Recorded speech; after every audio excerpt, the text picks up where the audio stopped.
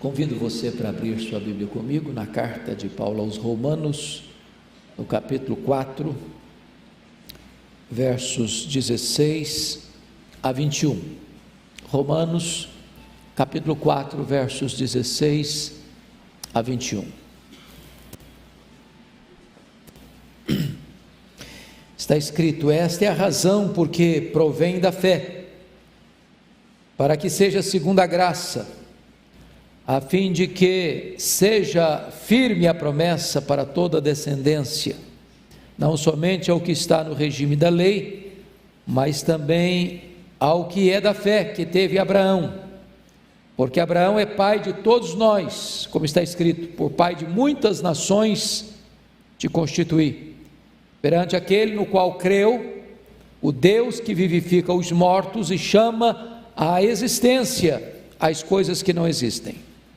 Abraão, esperando contra a esperança, creu, para vir a ser pai de muitas nações, segundo lhe foi ou lhe fora dito: assim será a tua descendência. E sem enfraquecer na fé, embora levasse em conta o seu próprio corpo amortecido, sendo já de 100 anos, e a idade avançada de Sara, não duvidou por incredulidade da promessa de Deus, mas pela fé se fortaleceu, dando glória a Deus, estando plenamente convicto de que Ele era poderoso para cumprir o que prometera. Eu queria pensar um pouco com vocês sobre o tema: tenha paciência, Deus está no controle. Tenha paciência, Deus está no controle. O livro de Provérbios diz que a paciência ou a esperança que se adia adoece o coração. Talvez uma das maiores dificuldades que você tem, e eu estou certo de que eu também, é com o problema da falta de paciência. Algumas coisas me deixam um pouco estressado. Uma fila enorme que parece que não anda, a hora está chegando, você tem outro compromisso, a coisa não acontece. Você tem um compromisso, o trânsito para, e você percebe: não vou chegar. Essas coisas deixam a gente estressados. Mas a paciência é um fruto do Espírito. E nós estamos vivendo uma geração de paciência curta, de nervos à flor da pele, de estresse total quase. O cantor popular traduz assim: bem, vamos embora, porque esperar não é saber. Quem sabe faz a hora, não espera acontecer. Nós estamos vivendo hoje, neste século 21, a época do imediatismo. Poucos de nós, no corre-corre da vida, a não ser num dia de feriado, ou uma noite que você sai para jantar, você quer ir num fast food, porque você não tem paciência de esperar, pedir, preparar a comida, o prato chegar e você então tomar uma refeição. É assim que nós vivemos hoje. Hoje eu quero tratar desse assunto com você numa perspectiva bíblica, porque tem muitas pessoas que se desesperam mesmo antes de esperar. Deixa eu lhe dar um exemplo de um relato que li, que machucou muito meu coração. Um médico cujo filho único tinha uma doença incurável. Depois de muito sofrimento do filho, aquele médico resolveu aplicar eutanásia no seu filho. Quando ele estava voltando do cemitério, depois de sepultar o filho, ele recebe um telegrama de um médico amigo, e esse telegrama dizia assim: acabamos de descobrir com sucesso o remédio, a vacina para a doença do seu filho. Bom, era tarde demais. Ele se desesperou antes de esperar. Há outras pessoas que vivem o próprio desespero, sem esperança. Penso eu que aquele homem retratado por Jesus lá em João capítulo 5, no tanque de Betesda, há 38 anos, deitado numa maca, paralítico. Jesus pergunta: você quer ser curado? Ele não disse nem que sim, nem que não. Só dizia: não tem ninguém. Ou seja, minha esperança acabou. Eu não tenho mais nenhuma perspectiva de que minha vida seja mudada, de que meu destino será alterado, de que eu um dia possa andar. Para mim, acabou o meu projeto de vida. Tem muita gente assim, já jogou a toalha, já não espera mais nada, já se capitulou. Há outros que esperam até mesmo com segurança, louvado seja Deus, não importa a circunstância.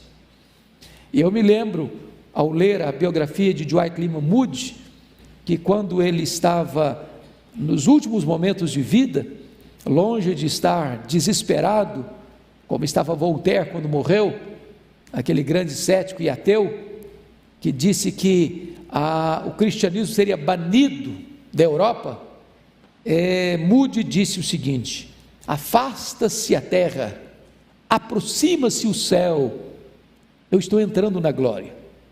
É alguém que não tem nenhum desespero, mas tem uma esperança segura. Mas o texto que nós acabamos de ler fala daquele que espera contra a esperança. Contra a esperança. Notem vocês que ele foi chamado por Deus para ser o pai de uma grande nação. Ele tem 75 anos. Até os 86 a promessa não tinha se cumprido.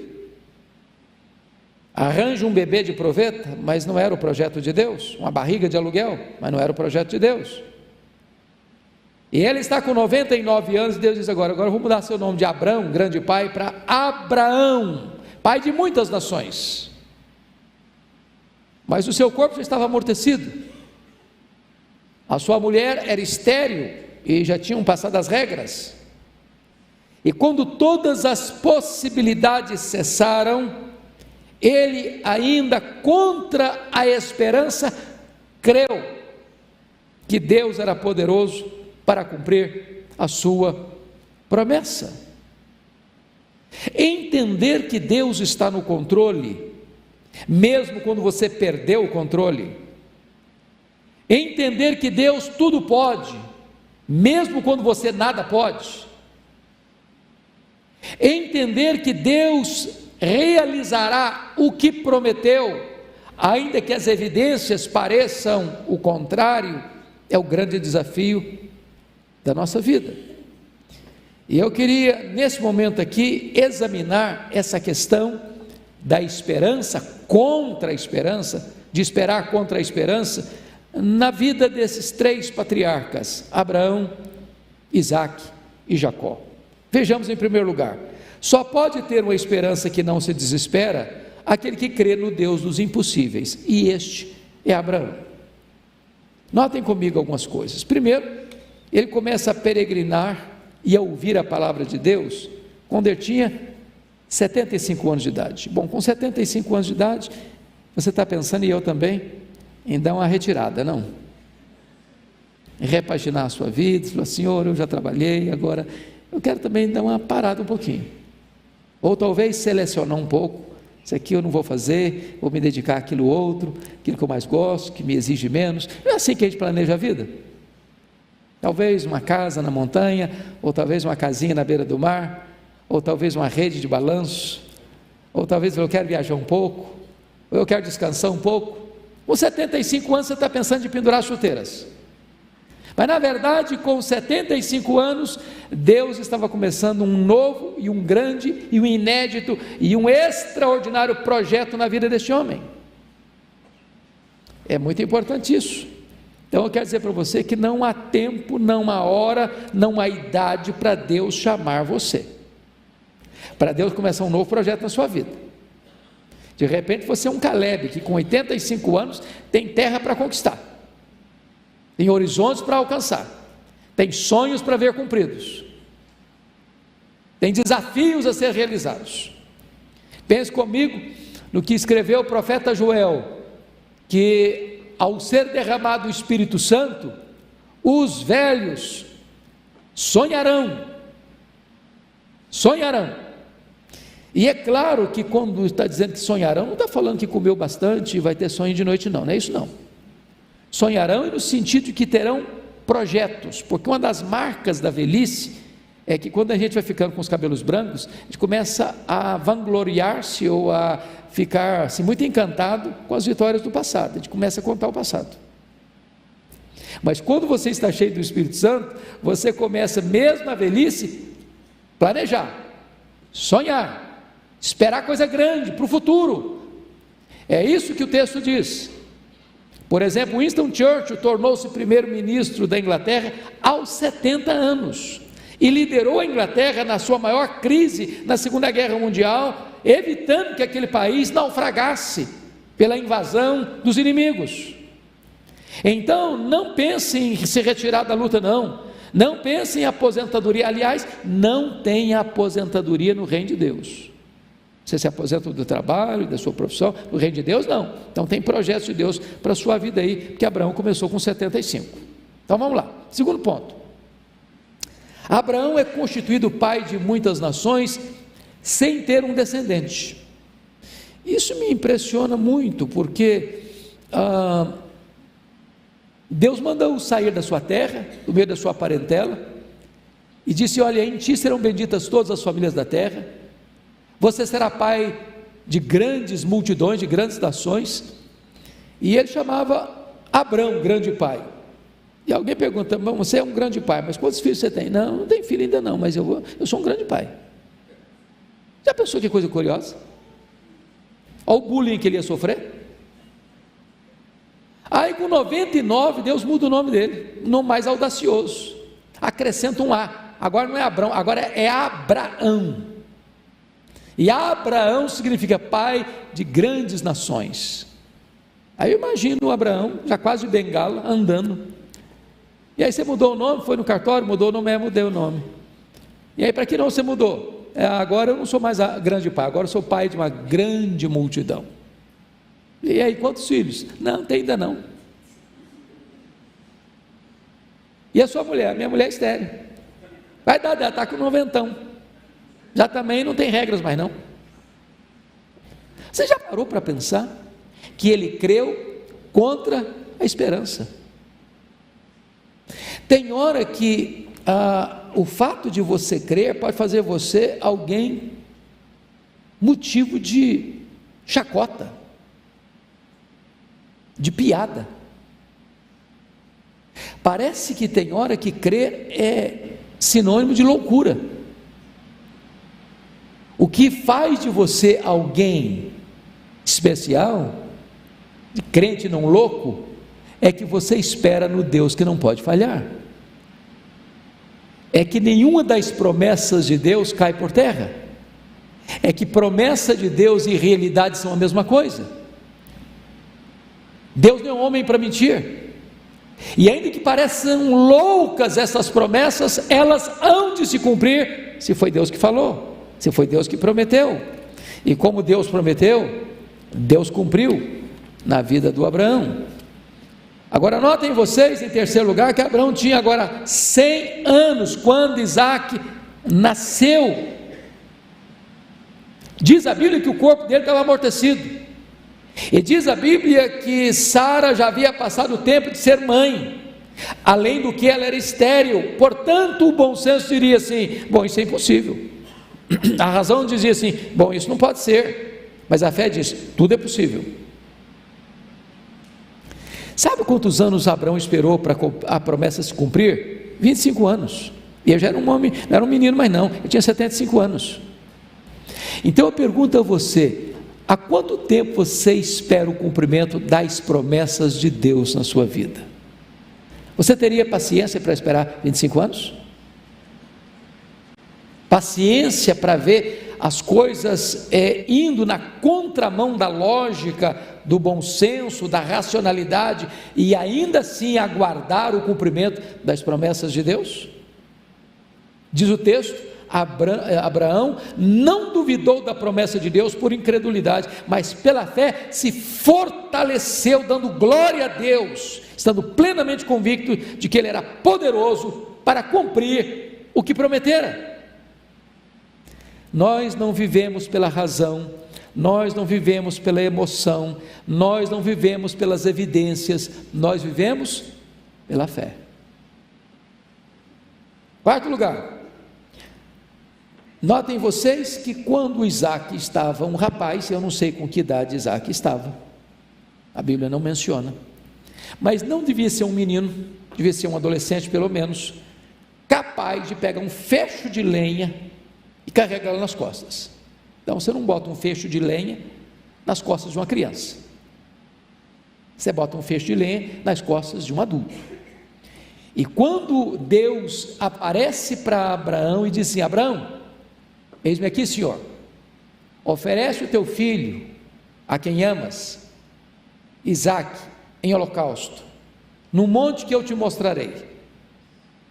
Abraão bate continência, não espera nem o dia amanhecer. A Bíblia não diz, mas eu acho que ele não contou para Sara, que se tivesse contado talvez ele não teria saído de casa com o menino. Você pode ir sozinho, com meu filho você vai não. Racha a lenha de noite para ninguém perceber, chama 2 empregados, sai para uma viagem de 3 dias.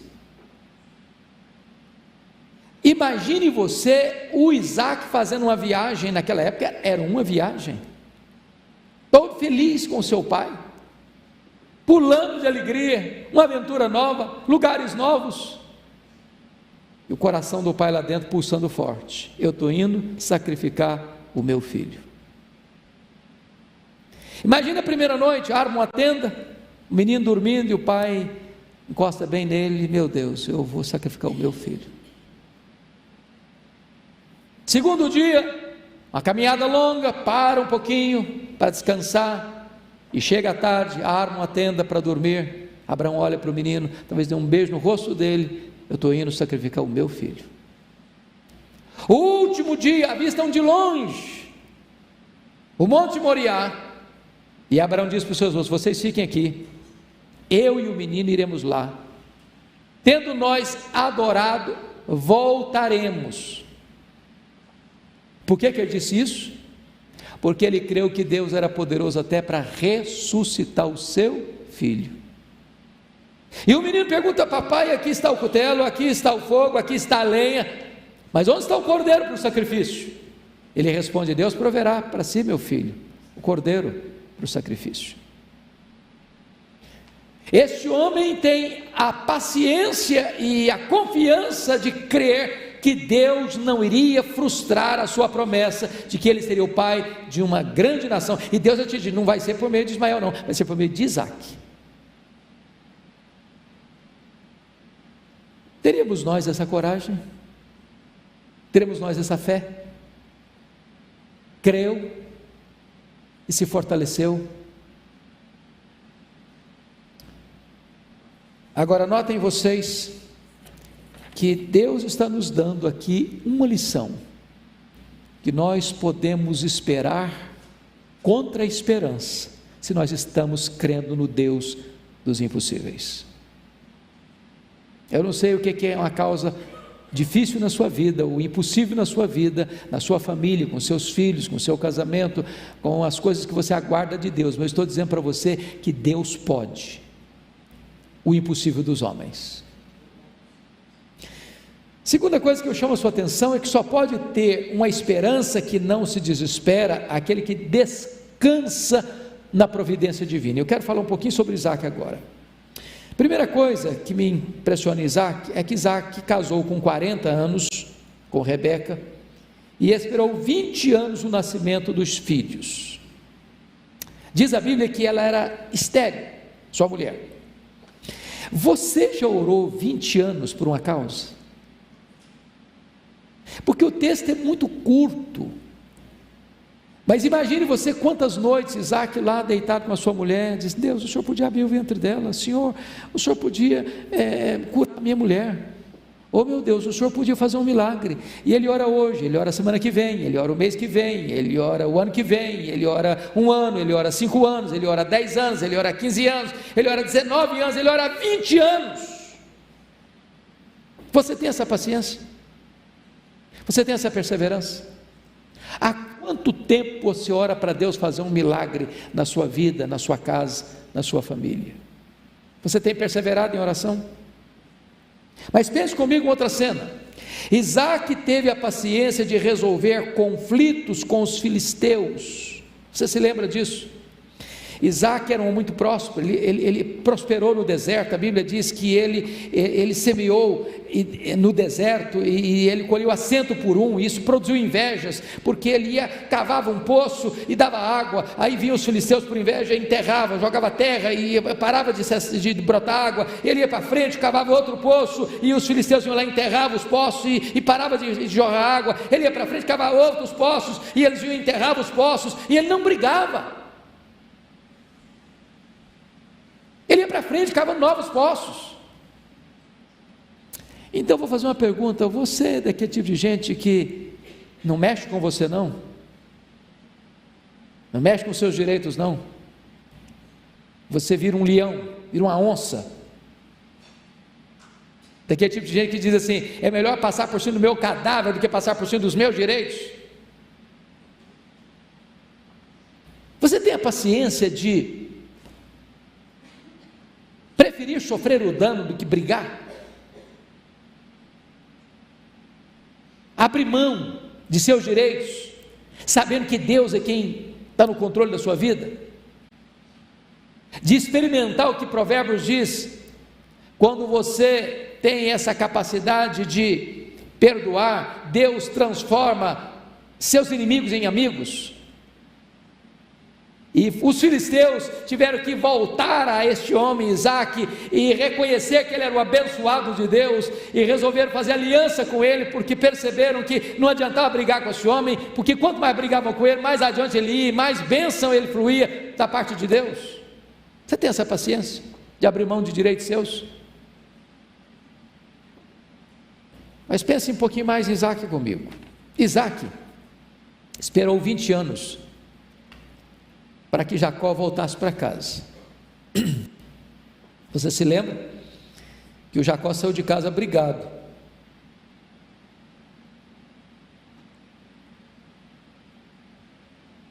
Depois de trair o pai, depois de enganar o irmão, e depois do irmão, Esaú falou o seguinte: meu pai vai morrer logo, e não morreu logo coisa nenhuma, e eu vou matar meu irmão. E diz a Bíblia que o Isaac espera 20 anos para o Jacó voltar. Ele passou 20 anos em Padã Arã. Eu pergunto a você: quanto tempo você espera para um filho seu voltar?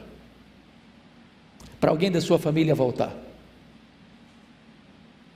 Para você ver alguém amado que um dia partiu, e partiu com o coração pesado, e você ficou com o coração pesado, há quanto tempo você espera que essa pessoa volte? Que a paz se restabeleça, que a harmonia da sua família se restabeleça, que aqueles membros da sua família que estão estressados um com o outro se reconciliem. Pois Isaac esperou 20 anos a reconciliação de seus filhos. Mas eu queria concluir pensando agora um pouquinho com você.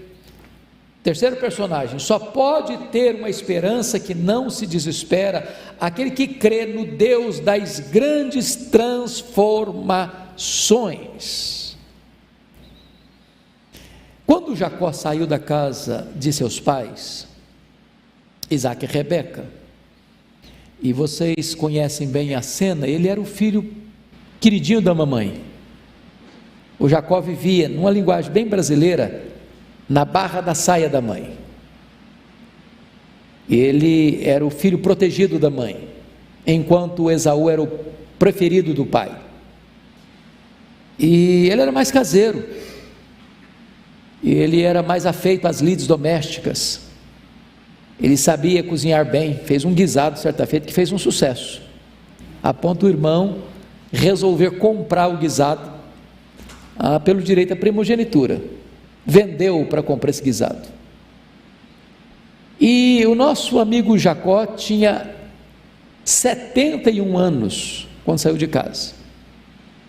Bom, para quem morreu aos 147, com 71, é a mesma coisa de alguém que vive 80 anos e com 40 anos já está solteiro ainda. Isso dá úlcera em muita gente, dá gastrite em muita gente. Mas o Jacó, com 71 anos, é solteiro, na casa dos pais. Você tem paciência para isso? de esperar tanto tempo? Bom, aí ele vai para a casa de Labão,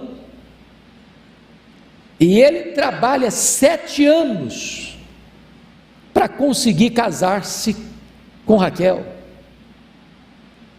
E no dia das núpcias, o sogrão o engana e introduz na recâmara nupcial a Lia, mais velha, que não tinha tanta beleza física assim.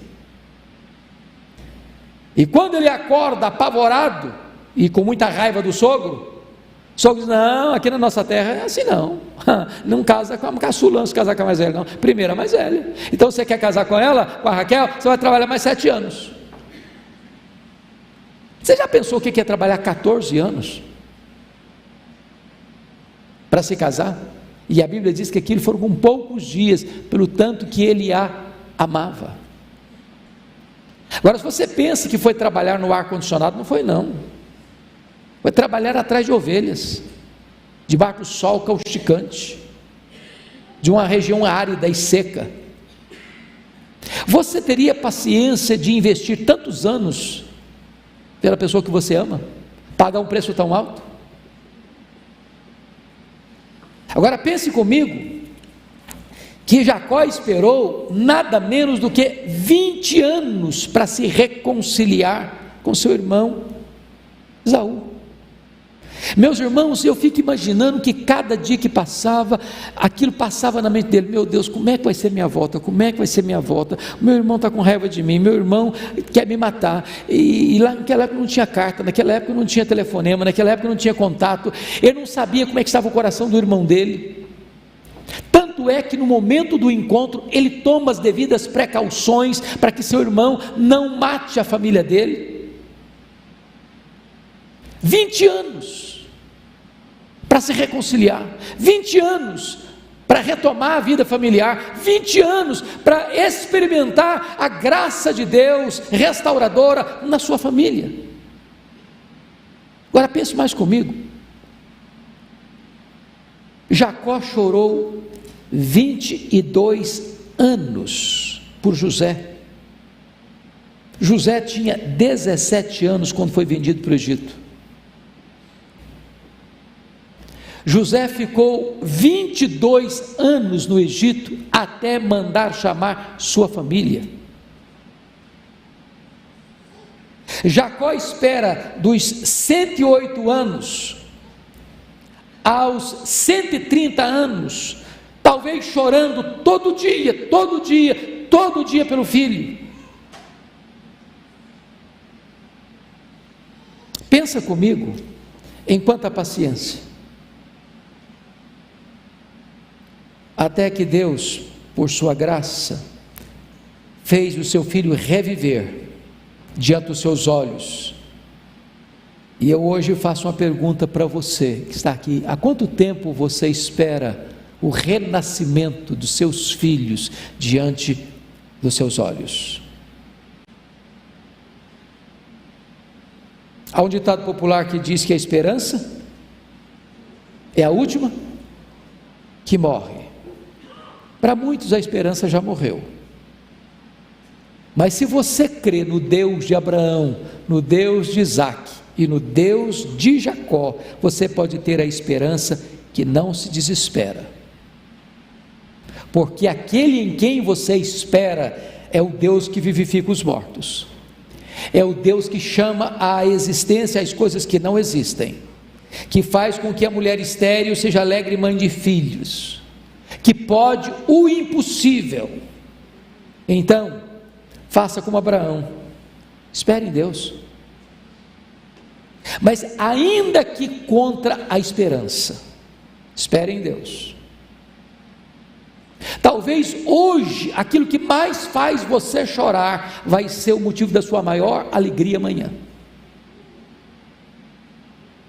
Talvez o filho, a filha que hoje mais traz angústia e dor ao seu coração, vai ser aquele ou aquela que vai trazer mais alegria à sua alma.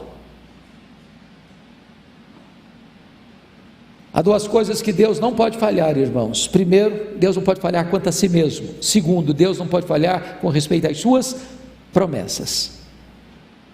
Então espere em Deus. Eu queria que nesse momento você pudesse fechar seus olhos, curvar sua fronte e colocar sua vida diante de Deus. Você que está esperando um milagre acontecer na sua vida, na sua família, na sua casa. Você, esposa, ainda pode ver seu marido convertido ao Senhor. Você, pai, você, mãe, pode ainda ver seu filho e sua filha se rendendo aos pés do Salvador. Você, rapaz, você, moça, ainda pode esperar um lar abençoado e um casamento feliz. Você que está desempregado pode ainda ver uma porta da providência de Deus se abrindo para você. Você, marido, você, esposa, que está com o casamento fragilizado, pode ver seu casamento ressuscitando das cinzas. Você que acha que o seu amor acabou, Deus pode acender essas chamas de novo. Então eu clamo a você a conhecer o Deus de Abraão, o Deus de Isaac, o Deus de Jacó, o Deus que ressuscita os nossos sonhos, Deus que nos toma quando nós já estamos completamente falidos e realiza um grande milagre para que toda a glória seja dele. Hoje você pode agir como Abraão, que esperando contra a esperança, creu, e sem enfraquecer na fé, embora levasse em conta o seu próprio corpo amortecido, sendo já de 100 anos e a idade avançada de sua mulher, não duvidou por incredulidade da promessa de Deus, mas pela fé se fortaleceu, dando glória a Deus. Bendito é o teu nome, Senhor, porque tu és o mesmo Deus do passado, o Deus que age, o Deus que intervém, o Deus que opera maravilhas, o Deus que realiza milagres, o Deus que surpreende, o Deus para quem não há impossíveis, o Deus todo-poderoso que está aqui agora, nesta noite, assistindo-nos, cercando-nos com o seu cuidado. Bendito é o teu nome. Aquieta a nossa alma, abranda os temores do nosso coração e gera em nós, Deus, aquela fé inabalável, aquela confiança plena de esperar, ainda que contra a esperança. Assim oramos, e assim adoramos, e assim exaltamos o teu nome, em Cristo Jesus, nosso Salvador. Amém.